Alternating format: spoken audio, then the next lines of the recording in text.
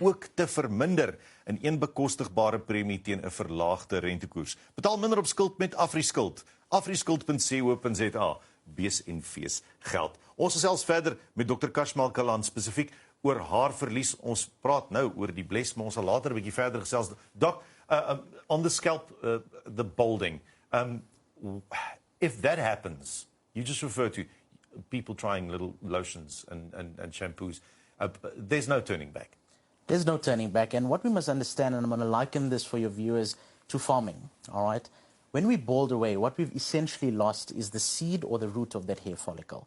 So if you take farming and you take beautiful soil, if you don't place any seeds in that soil, you can do whatever you want to the soil. You can water it, it's going to stay barren.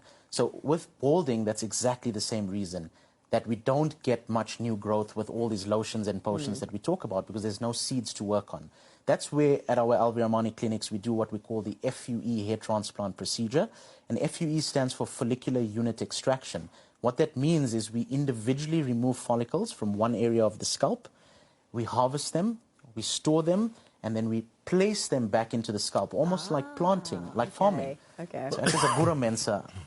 And we basically place that back into the scalp, and that will allow those follicles to grow again. So it becomes an auto-transplant. We're taking your own follicles, placing them back in the scalp, and allowing them, creating the environment for them to grow stronger and thicker again. That's interesting. I was going to ask where the hair comes from, so that makes sense. How long does this procedure take for the harvesting and planting it back? So because of the amazing tools and technologies that we now have in the space of hair restoration, and our R&D team in the US has obviously afforded us the opportunity to have all the latest and greatest tools and technologies, the procedure itself is now narrowed down to about a 5 to 6 hour procedure. All right? Okay. So patient would come in the morning, would start the whole process, and oftentimes by the mid-afternoon or so, the case is done and they're on their way home. So it's an outpatient procedure. We don't admit patients and they don't have to spend the night.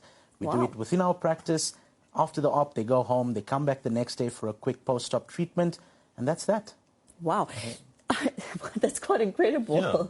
After this, how long does this, can I still wear a cap? Can I go swimming? Can I continue as normal, or are there certain things that I have to stay away from? Very, very good question. So we have a very small period post-op where it's critical for follicle uptake. So during that small period, we namely call it 5 to 7 days, there are a few lifestyle adjustments that patients need to take. For example, they can't wear a normal cap, but you have to wear a specific surgical cap that we provide you with.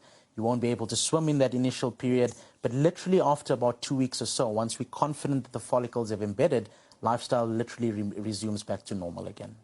Wow. But the interesting thing is you don't just do scalp. A lot of hair in different places. You do all of them. Yes, that's true. So remember, we don't only lose hair on our heads these days.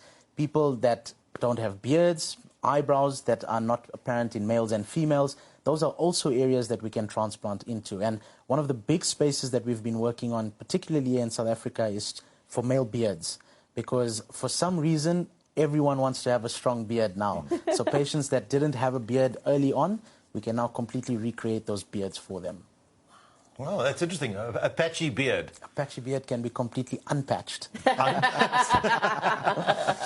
You've referred to the fact that there is certain post-procedure things that you have to do. But the complications, once you do this, are there any complications? So at the end of the day, this is a medical procedure. And that is why it's so important for patients to seek the right care. Yeah. Go to the right places, go to the right clinics that have industry standards, that have been in the industry for many years. I mean, Alvi Armani, which is the clinic that I'm affiliated with, has been in the industry since 1999.